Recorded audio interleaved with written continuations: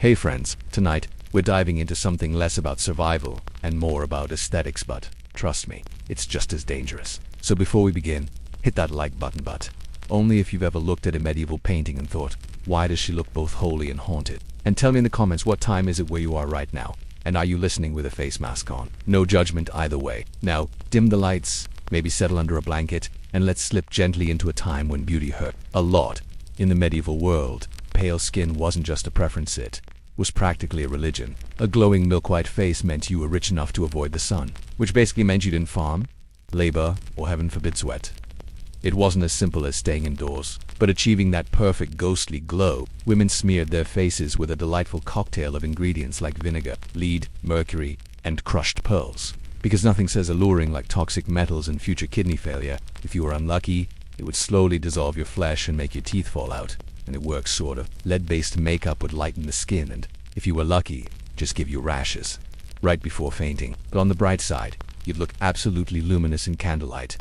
Big foreheads, not just respected, revered backwards. Dental hygiene wasn't quite the priority you'd hope for. Sometimes all the way to the crown of the head, not so fresh. You might even blacken them on purpose to show you had so much sugar. Your molars couldn't even cope. You simply prayed that your breath wouldn't kill the mood, or your suitor. A high forehead was the medieval version of contouring. It said, I am elegant, intelligent, and possibly descended from a saint. So what did women do? They plucked their hair. Who needs expression when you've got unbroken alabaster real estate stretching from nose to scalp? Picture this. You, a peasant woman in 1347, squinting into a tarnished mirror, ripping out your baby hairs by candlelight while whispering beauty is pain in Latin.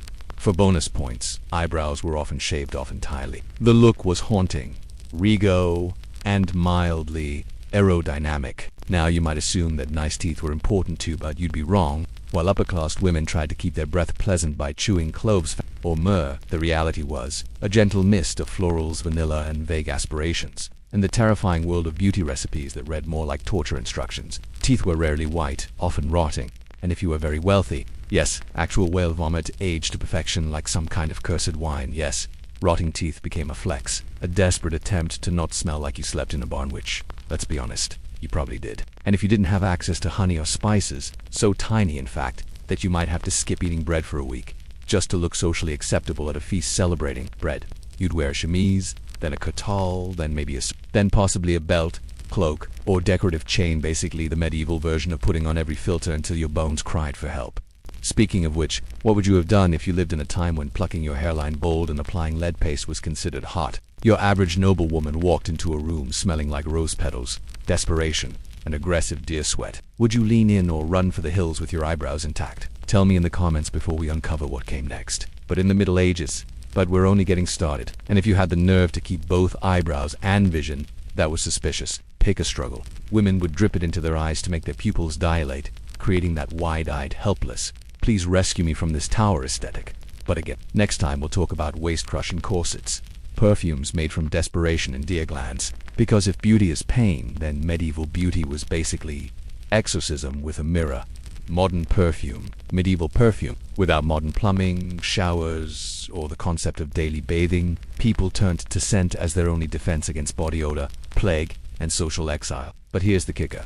Perfume was made from things you'd probably avoid sniffing. Musk came from the glands of male deer. Civet was harvested from the backside of a wildcat, and that one's whale vomit. These ingredients were mixed with crushed herbs, flower oils, and alcohol to create fragrances that were both luxurious and, frankly, alarming. And don't think it was subtle. People drenched themselves in this stuff. Because if they couldn't see your wealth, they sure were going to smell it. From across the manor. Before you say it, yes, corsets technically came into fashion later in history. But their medieval ancestors were already laying the painful ground. Tight bodices, laced garments, and stiffened underlayers began the glorious tradition of let us reshape our skeletons in the name of Waists were expected to be tiny, and the layering didn't help. Women would often faint at social events, not because they were swooning with emotion, but because they couldn't breathe. But hey, at least they looked composed while sliding gracefully to the floor in a starved, corseted haze. Let's talk about the eyes. Today we obsess over mascara, liner lashes, and smoky looks that say I'm mysterious but also spent $200 at You might highlight your eyes by applying crushed berries or ash around them, because who doesn't want a soft gothic look with the risk of blindness? Belladonna, also known as deadly nightshade,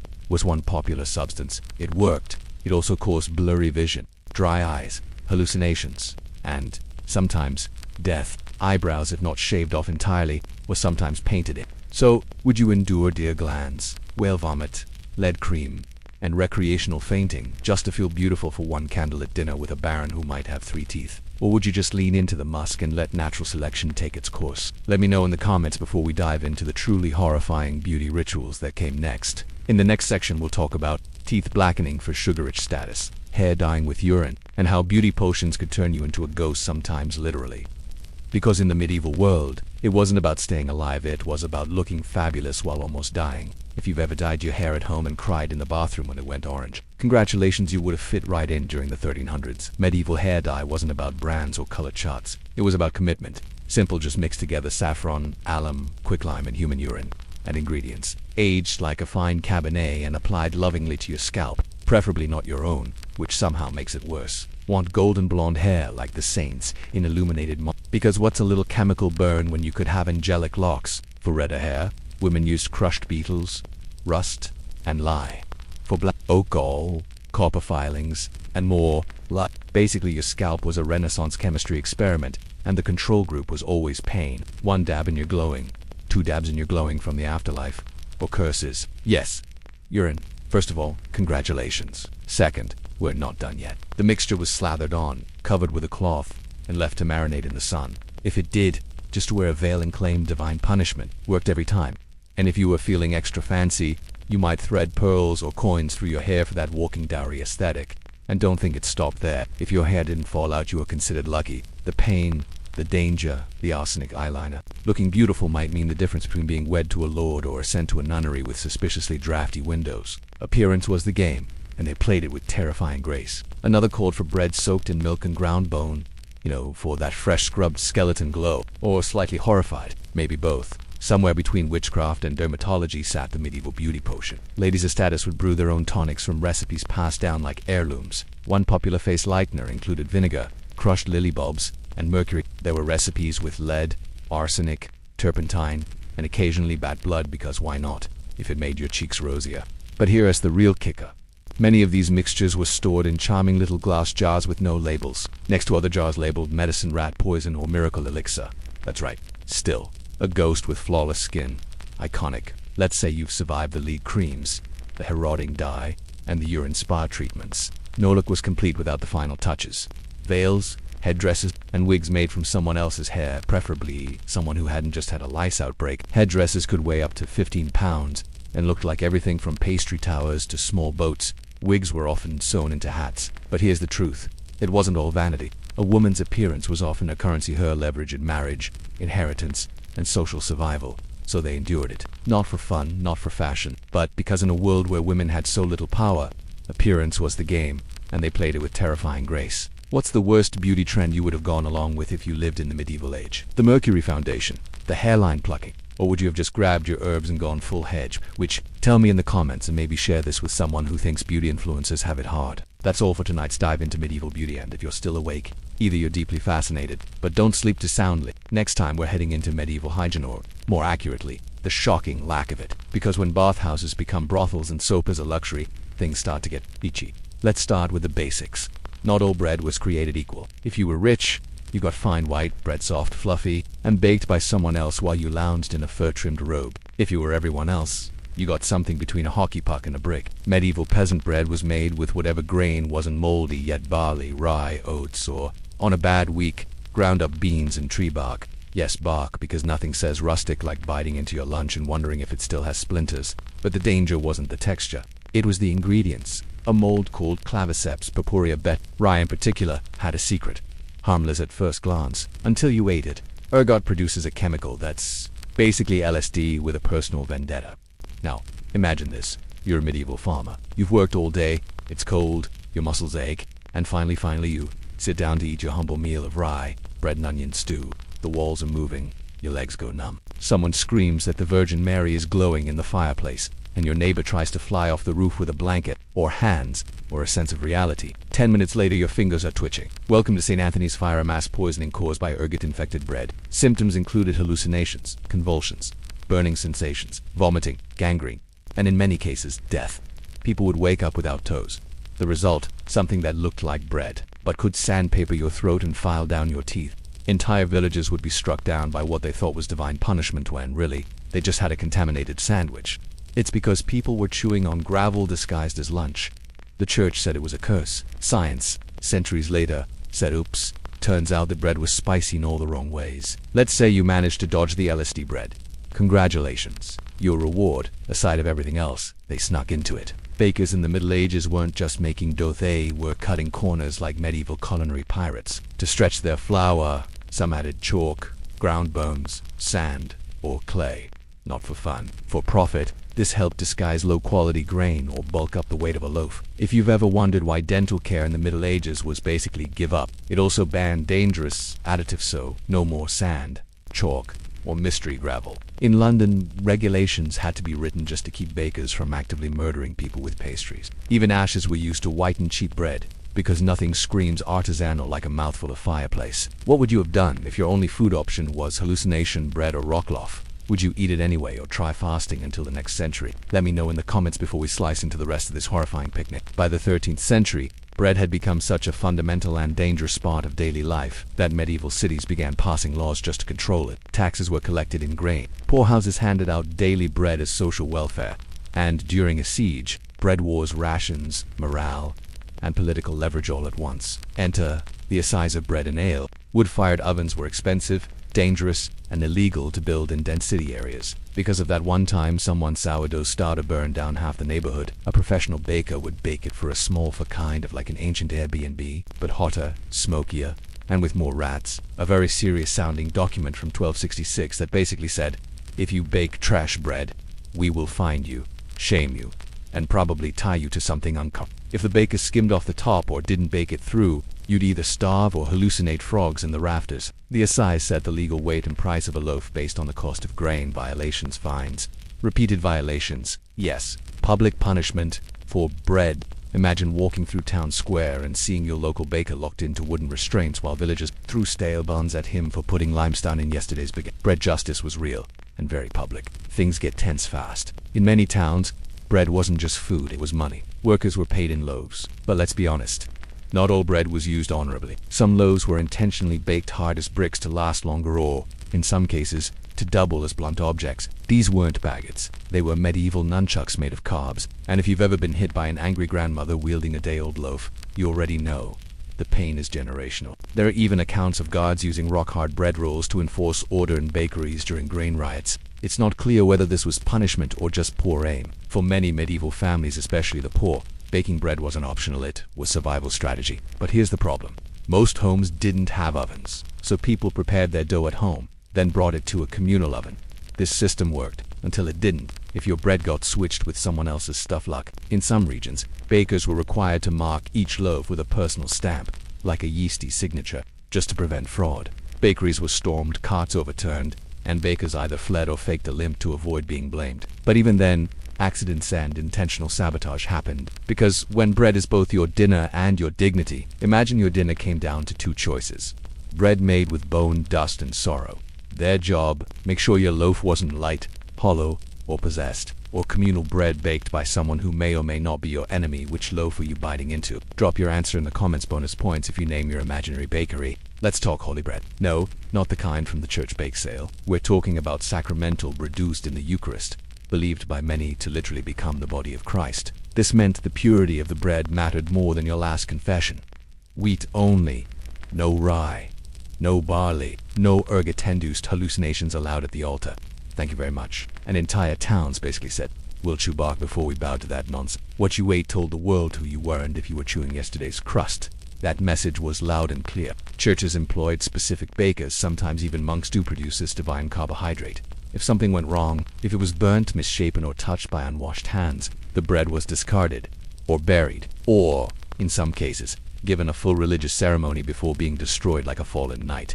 And get this, there were trials, literal church trials, over whether the host had been meaning, yes, bread once stood as legal evidence. Mine's called loaf and let die. Because in medieval Europe, the line between blasphemy and a badly baked biscuit was surprisingly thin. You'd think something as humble as bread would never cause a riot. You'd be adorably wrong. Bread riots were frequent, fiery, and often the only time peasants and nobles stood in the same place screaming at each other over dough. When grain prices rose or loaves shrank in size, mobs formed fast. In one recorded case, a baker in France was dragged through the streets while people threw stale loaves at him.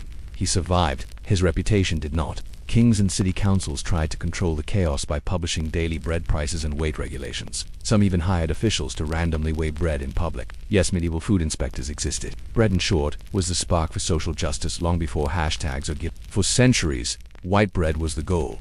Pure, refined, expensive. Brown bread, that was peasant-stuff, dense, coarse, full of bits that crackled ominously in your mouth. But at one point, this class divide became such a problem that a few very noble nobles tried to solve it by banning brown bread entirely. Their reasoning: if everyone eats white bread, we'll be more united. Also, poor people will try harder. This plan went about as well as you'd expect. People couldn't afford white bread. Millers refused to change their methods. The ban collapsed in spectacular fashion. Because here's the truth. Bread wasn't just food. It was identity. You've made it to the end of the loaf, so tell me, which part of this bread-based chaos surprised you most? The drug-less rye, the sand-filled loaves, the blessed wheat with a side of sin? Comment below and name your dream medieval bakery while you're at it. In early medieval Europe, bathing was totally normal, expected even. Public bathhouses existed in towns across the continent, often heated, scented with herbs, and socially vibrant. Think communal spa day meets awkward high school locker room. People bathed alone, in pairs, or with the whole neighborhood. Men and women together, steam everywhere, modesty optional. And for a while, nobody blinked. Washing was just part of life. But then the church got involved. Some religious leaders started preaching that too much concern with the body meant neglecting the soul. And worse, bathhouses started doubling as brothels. Suddenly, bathing wasn't just relaxing, it was suspicious. Cleanliness became morally gray. Heated over a fire, scented with rosemary or lavender, and surrounded by candles. For that, don't think about the plague ambiance. To clean, you were probably hiding something. Because nothing says power like inviting someone to watch you sponge your knees. Or catching something. Eventually, many bathhouses were shut down, and personal bathing became ... complicated. No private space. No soap that didn't peel your skin off. Once bathhouses were deemed scandalous or burned down in suspiciously timed accidents, people started bathing at home. Well, some people, if you were rich, you might own a wooden tub lined with linens and filled with water hauled in by servants. The rich turned bathing into a full-blown event. Or just carried flowers in their sleeves like a walking potpourri panic attack. They bathed with music, fruit, and sometimes guests. But for everyone else, bathing became a logistical nightmare.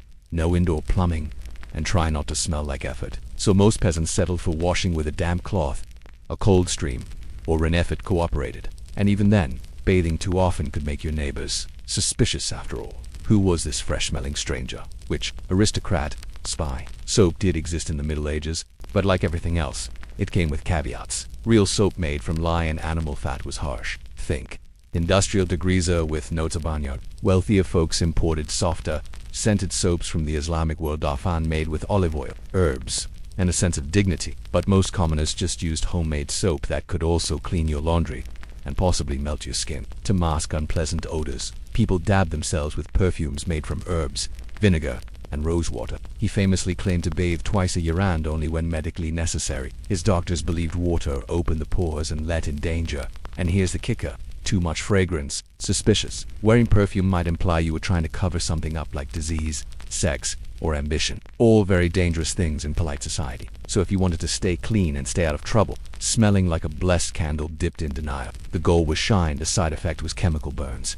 If that failed, cover it with a veil, hat, or a wig that had seen things. You had to walk the line between filthy and fabulous. No toothbrush, no floss, just vibes, and occasionally rabbit brains. Some women carried herbs in their undergarments to ward off odor and sin. What would you have done if bathing too often made people gossip and skipping it meant slowly turning into a cheese wheel? Sort of too dirty and you a peasant. Would you risk the tub?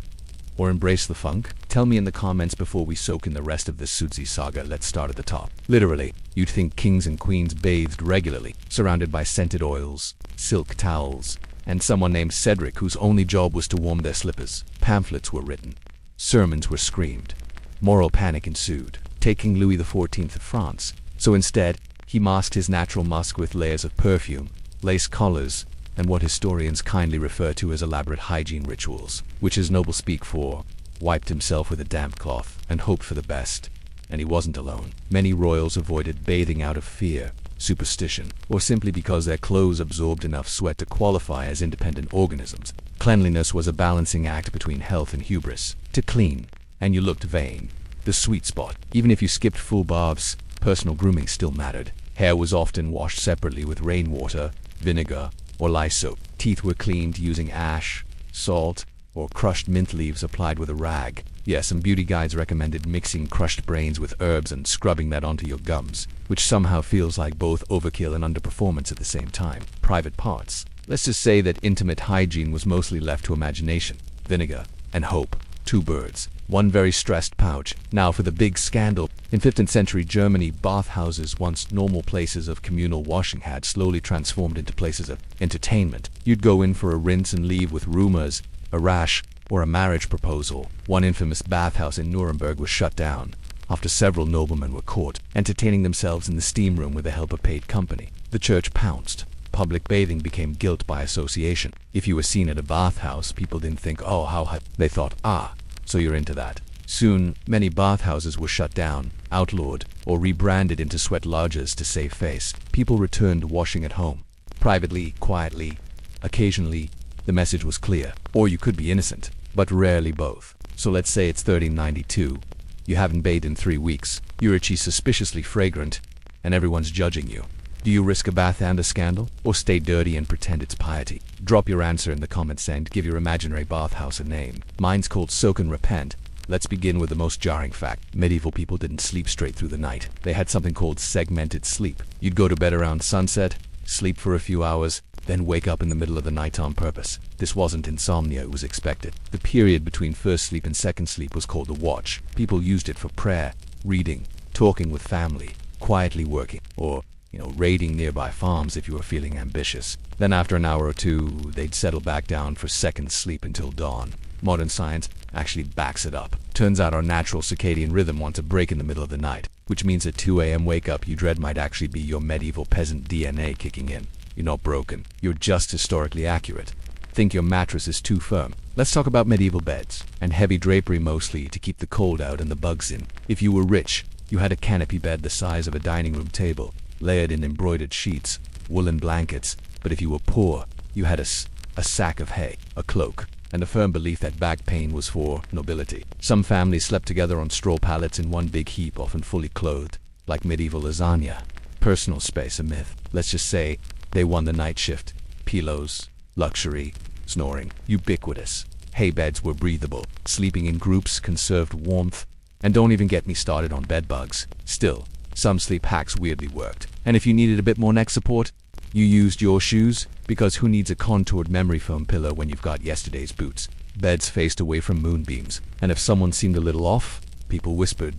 In a time before electricity and Netflix, nighttime was dark. Not ambient LED stripped arches can single quotes T-C-your-own hand kind of dark. They burned low, smelled like regret, and dripped wax on everything. So to guide their way to bed, or more often, the communal outhouse people used rushlights, thin reeds dipped in animal fat. But even that wasn't the scariest part of nighttime. Bonus points if you name your imaginary medieval sleep remedy. Mine's called goose feather and guilt. People genuinely feared moonlight. Some believed too much moon exposure could drive you mad, cause seizures, or let demons peek into your soul while you slept. Windows were covered. Maybe they slept under the full moon.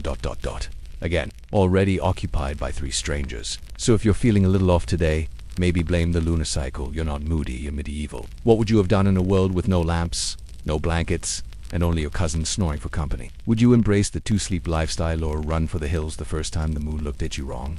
Drop your thoughts in the comments. Let's say you're traveling in 1348. You find an inn just before nightfall, and you ask the innkeeper for a bed. What do you get? A twin-size mattress, possibly made of hay and moss. Congratulations. You're now part of the medieval sleep-sharing economy. Inns often had shared sleeping arrangements, especially for travelers who couldn't afford private rooms. You'd get a slice of bed, a slice of blanket, and maybe a slice of personal trauma depending on who you got bunked with. These arrangements were normal, even encouraged. Sleeping next to others meant warmth, safety, and bonus points if someone brought cheese. Lying flat on your back was thought to invite bad spirits, or at the very least, a sinus infection. Of course, not everyone had social boundaries. There are records of people waking up to find their bedmates had stolen their shoes, coin purses, or dignity. But at least it made for a cozy crime scene. And here's the twist. Modern research says that sleeping close to others can actually help regulate body temperature and heart rate. So yes, you might snore into a stranger's beard, but you'll do it with a calmer pulse. Instead, they polyphosta, modern word for sleeping in short chunks and praying in between.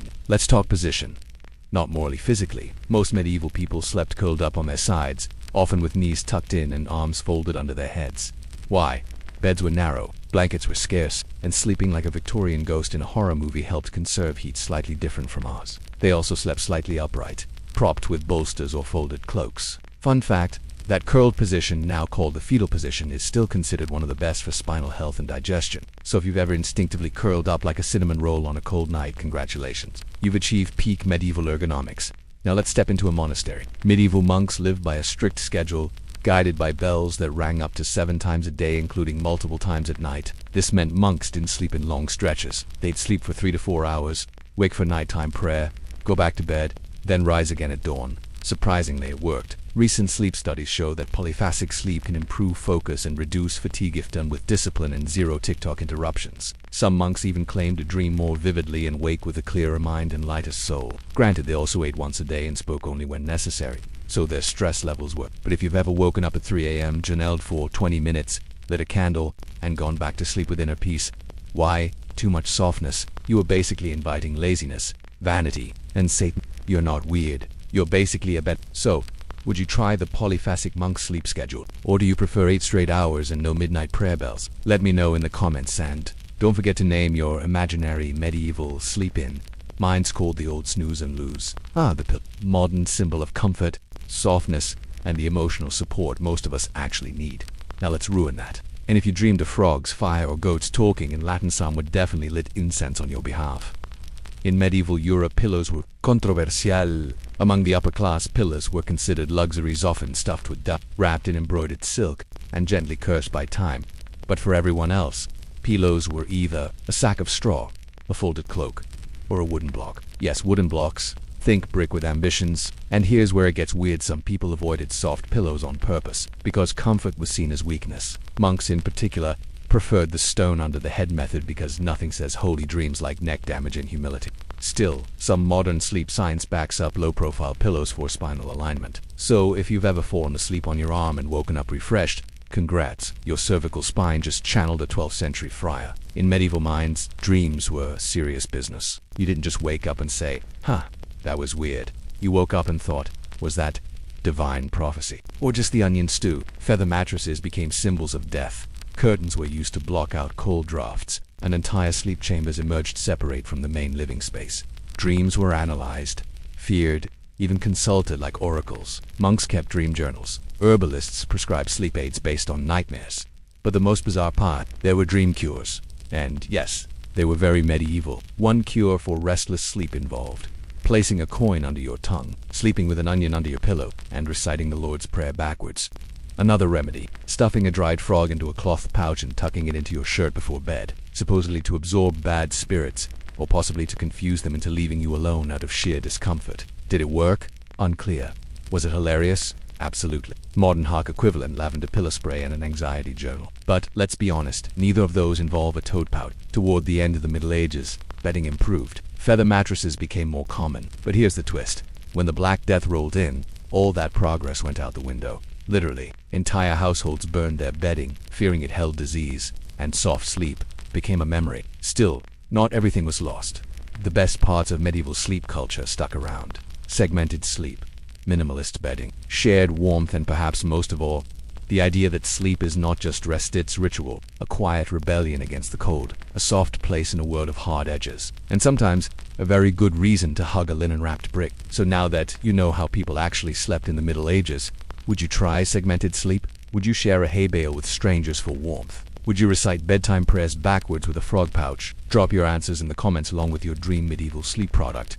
Mine's a weighted cloak called Guilt Blanket 1452. In the next sleepy episode, we'll tackle something less cozy but no less curious. How people went to the bathroom in Castle Spoiler. It involves gravity, wooden seats, and an unreasonable amount of courage. But for now, rest well, and remember, you are more well rested than a medieval monk with a stone pillow and demons in his dream journal.